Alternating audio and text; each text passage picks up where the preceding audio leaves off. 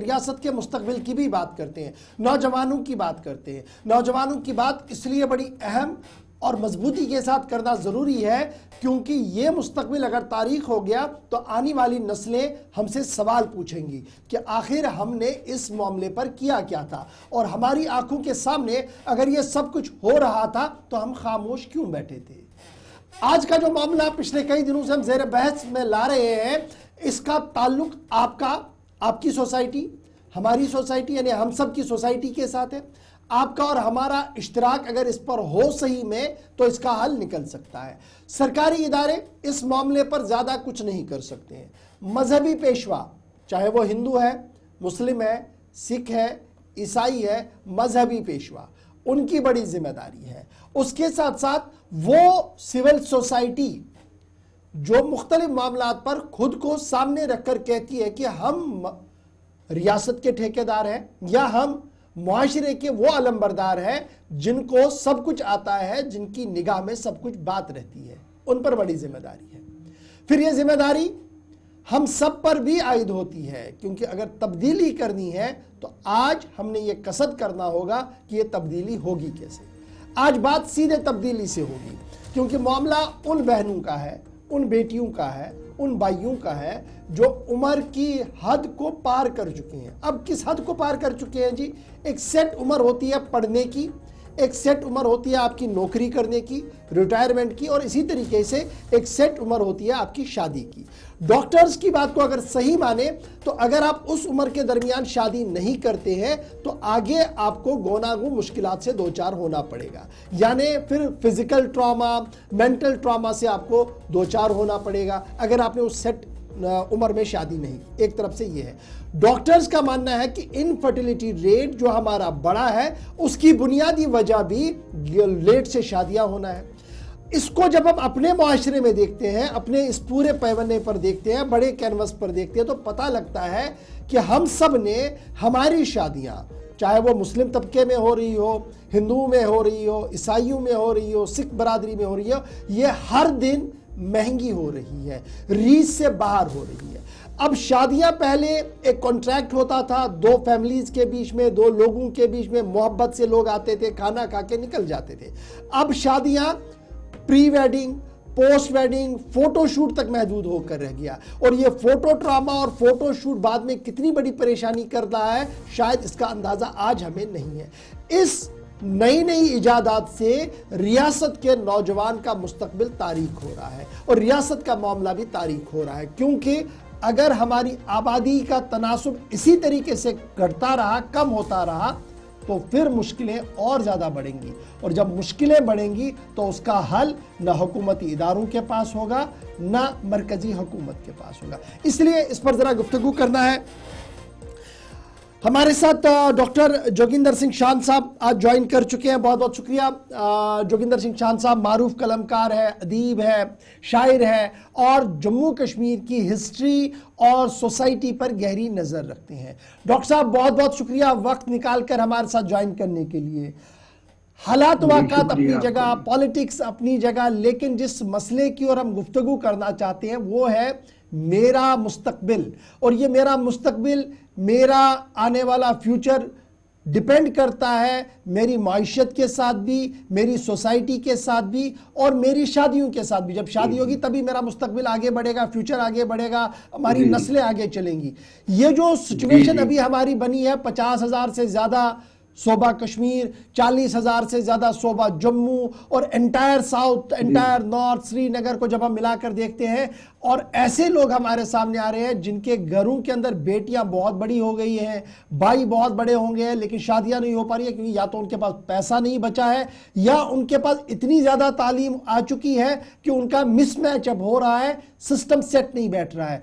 जिम्मेदारी क्या है, कैसे हमने इसको सेट करना होगा, आज जरा डायरेक्टली बात इसी पर हो।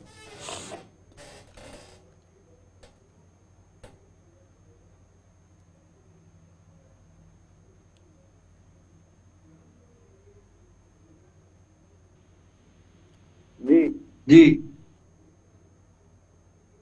जी जो इस वक्त मसला, जी कैरी ऑन करें जी।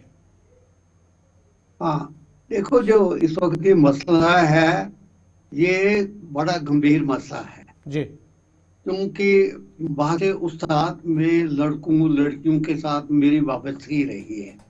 मैंने देखा समाज में सबसे जो बड़ा मसला है इस वक्त बढ़ रहा है, वो है एजुकेशन।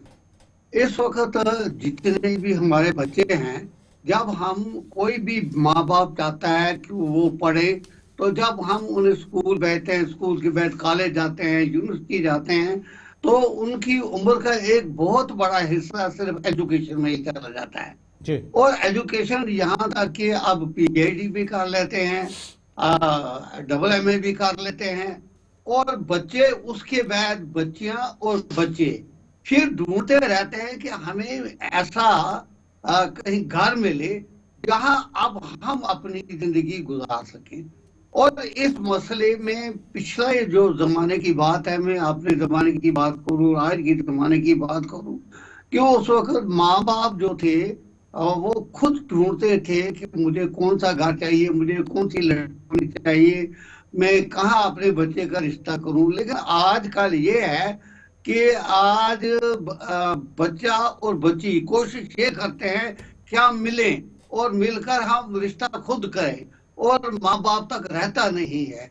नतीजा ये होता है कि ऐसे समाजी मसाइल होते हैं। हमने देखा इंटर मैरिड कई बार हमारे बच्चे चले जाते हैं, दूसरे मज़हब के साथ चले जाते हैं, जिन पर अपने माँ बाप की भी जिम्मेवारी है, उस्ताद की भी जिम्मेवारी है, लोगों की भी जिम्मेवारी है। देखिए, हम पहले किया करते थे कि रियाजत किया करते थे। हम जब पढ़ते थे, मुझे याद है मैं उठा करता था तो पहले मैं पाठ पूजा करता था, उसके बाद में स्कूल जाया करता था, शाम को सोने से पहले भी पूजा पाया। उससे पाठ और पूजा से हम दूर नहीं होते थे, रियाजत से दूर नहीं होते थे।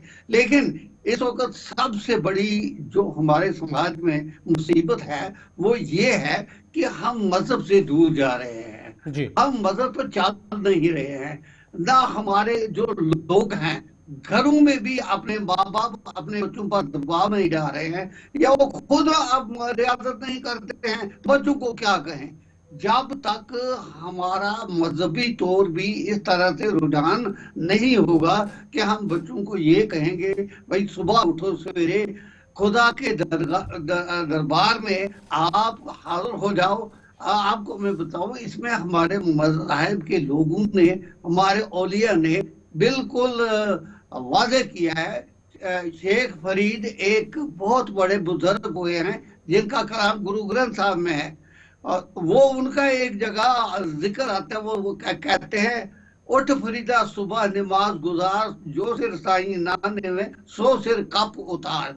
कि ऐ फरीद सुबह उठ और अपना सिर जो है अल्लाह ताला के सामने झुका, और जो सिर खुदा के सामने सुबह उठकर ना झुके वो सिर काट के ही फेंक देना चाहिए। इतना असर था मजहब का, और हम किया करते थे। तो सबसे बुनियादी चीज जो है, हम गुरुद्वारे बनाते हैं, मस्जिदें बनाते हैं, लाखों रुपया बनाते हैं, जब जब देखते हैं शाम को नमाज पढ़नी होती है, फजर की नमाज होती है, बाकी जो नमाजें होती है 5 वक्त, या सिखों की भी 5 वक्त नमाजें होती है, हिंदू के मंदिर होते हैं, वहां 2 आदमी, 2.5 आदमी, 4 आदमी, 5 आदमी होते हैं। जो अगर हमारे ये बच्चे जो हैं पढ़ लिख के, पढ़ने के साथ साथ अगर मजहब की तरह भी जरा जाएं और देखें हमारा मजहब क्या कहता है, पढ़ना ठीक है। डॉक्टर साहब, आपका ये कहना है कि जनाब एक बुनियादी वजह जो आज पता लगी आपकी गुफ्तगू में वो ये है कि हम अपने बेसिक ग्रॉस रूट से डाइवर्ट हो गए हैं। मजहबी तालीमात का जो अंधेरा है वो हमारे आसपास है, अगर वो हमारे पास आ जाता, वो नूर आ जाता, तो शायद हम रास्ता नहीं भटक जाते। ये तो एक बात है। लेकिन अब जो दूसरी परेशानी हमारी आज के मुआशरे में है, pre wedding, post wedding, photo shoots और ये नई नई इजादात जो हम शादियों में कर रहे हैं, ये कितनी बुनियादी वजह है उन नौजवानों के लिए, उन बेटियों के लिए शादियां नहीं हो पा रही हैं, जिनके घरों में ये साजो सामान हो ही नहीं सकता है, जो इसका एफर्ट ही नहीं कर पा रहे। जी जी जी, देखिए, आज जो एक और मसला पैदा हो गया ना, जी जी जी, जो आज एक और मसला पैदा हो गया है, ये जो दहेज है, जहेज की एक लानत जो है, उसने भी समाज को बहुत परेशान कर दिया है। सोना जो आज कुछ दिन पहले 80,000 था, आज लाख पर पहुंच गया है। कौन गरीब आदमी एक तो लड़की को पढ़ाएगा और उस बेचारी को एमए कराएगा, पीआईटी कराएगा, फिर उसकी नौकरी भी नहीं होगी, और फिर उसके लिए सोने का इंतजाम करेगा, या तो उसको घर में कुछ जमीन गिरवी रखनी है या जमीन बेचनी है। ये भी हमारे ये पीर फकीर औलिया जो मस्जिदों में ये करते हैं, ये खुदा के लिए वहां पुलिस करें लोगों में कि भाई आप किस तरफ जा रहे हैं। कौन से हमारे औलिया और पैगंबर थे जो जिन्होंने ये कहा था कि भाई आप दहेज चलो। हमारे गुरु साहब ने कहा था कि लड़की के लिए तो 2-4 चीजें होनी चाहिए, वो है अच्छा जी, बला जी, बल्ली जी, जो आप कहें उसको ये नहीं करना कि रिवोर्ट करें हम। और इस तरह से एक मसला पैदा हो रहा है जो हमारे इस समाज में है। तीसरा एक और मसला है, पढ़ लिख के लड़की फ्रस्ट्रेट हो रही है। आज हम कहते हैं जी ब्राउन शुगर को तो आना है, लड़का करेगा क्या जब उसको खाने को कुछ नहीं मिल रहा है, जब वो परेशान है, वो भटकता है, एमए करके पीएचडी करके गलियों में कोचों में घूमता है।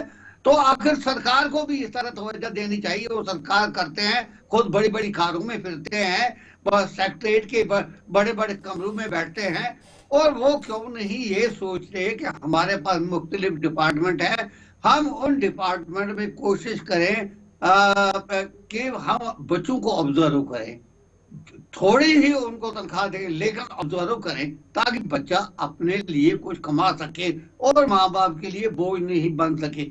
एक तो माँ बाप के लिए ऑलरेडी सारी उम्र बच्चा जो है वो बोझ रहता है, इब्तिदा से लेकर आखिर तक उसको पढ़ाते हैं, पालते हैं, स्कूल भेजते हैं, हर चीज करते हैं, लेकिन उसके बाद में क्या होता है कि ये बच्चा जो है बच्चा परेशान जो हो जाता है। अब इसका हल बताइए डॉक्टर जोगिंदर शान साहब, जरा हल बताइए इसका क्या है कि इन तमाम मसाइल के बीच हल क्या है, कौन सा पहला स्टेप हमने लेना है, कौन सा दूसरा स्टेप लेना है, ताकि इस बुनियादी मामले से हम छुटकारा पा सके और कहीं ना कहीं हल निकल सके हमारे सामने। देखिए जी, एक हाल हमारा ये है कि हम मजहब से दूर नहीं होने चाहिए। ये सबसे बड़ा घरों में वालिदैन की जिम्मेदारी बनती है कि वो मजहब की तरह अपने बच्चों को राग़िब करें जी। दूसरा हल है सरकार का। सरकार देखे कि मेरी रियाया जो है वह किन किन मसाइल से इस वक्त दो चार है, कि कौन कौन से मसाइल हैं जिनसे हमारी आवाम जो है वो गुजर रही है। अब देखिए, चीजों की कीमतें जो हैं, आज 10 रुपए, कल 20 रुपए, परसों 25 रुपए। अगर इसका भी तो सरकार को हाल सोचना चाहिए, भाई क्या कैसे इसको कंट्रोल में करें। जो ये इतना बड़ा खला पैदा हो रहा है अवाम के दरमियान, सरकार के दरमियान, बिजनेस मैन जो हैं जो बाहर से चीजें लाते हैं यहाँ बेचते हैं, और वो भी अजीब अजीब तरीके इस वक्त पैदा हो रहे हैं। हल्दी तो मिलावट है, कोई चीज भी उसमें मिलावट है, तेल है तो मिलावट है। ये भी एक मुसीबत हो रही है पैसा कमाने के लिए। पैसा ही सिर्फ जिंदगी नहीं है, जिंदगी अल्लाह ताला की तरफ राग़िब होने का नाम भी तो जिंदगी है। जिसने हमें जिंदगी दी है उसका शुक्रिया भी तो करना है। दूसरा ये चीज है कि ये बात है। और तीसरी बात है कि हमारे पास वोकेशनल एजुकेशन होनी चाहिए। मैं तो एज उस्ताद, एज टीचर, एजुकेशनिस्ट मैं तजवीज़ करूंगा कि कॉलेजों में, हमारे कॉलेज बन रहे हैं, बहुत कॉलेज हमारी सरकार ने बनाए, लेकिन वोकेशनल जो एजुकेशन है, वोकेशनल एजुकेशन का कोई वहां सिलसिला ही नहीं है। अगर वोकेशनल एजुकेशन होते, बच्चे सीखते कुछ। और जब यहाँ जो ITI वगैरह खोले हैं, उन बच्चों को ले जाते हैं, कुछ बच्चों को। और मैंने कल एक लिस्ट देखी है, एक बच्चे के पास 200-300 की जिन्होंने ITI वगैरह की है लेकिन बेकार है, उन्हें ऑब्जर्व नहीं किया जा रहा है। और बाहर से लोग जो जिन्होंने ट्रेनिंग ही नहीं की है उनको लाते हैं, तू हो गया जी डेली वेज, तू हो गया जी बाकी। अगर जो लोगों ने ट्रेनिंग की है उनको तो ऑब्जर्व करो, ताकि वो भी बेचारे कुछ कर सके, वो भी आगे बढ़ सके और वो 2 वक्त की रोटी तो खा सके। अब तो वो जमाना गया कि जब अब लोग दौड़ा दौड़ा करते थे कि अब मैं गठरी अफसर बन जाऊं, अब दौड़ के जाऊं और मैं ऊंची नौकरी हासिल करूं। अब छोटी नौकरियां नहीं मिलते हैं तो ऊंची नौकरी चलिए, की बहुत बहुत शुक्रिया जी सवाल। डॉक्टर शान साहब हमारे साथ ज्वाइन करने के लिए। मामला बड़े पेचीदा मसाइल है, हर से इस पर गुफ्तगू तो कंटिन्यू करेंगे हम।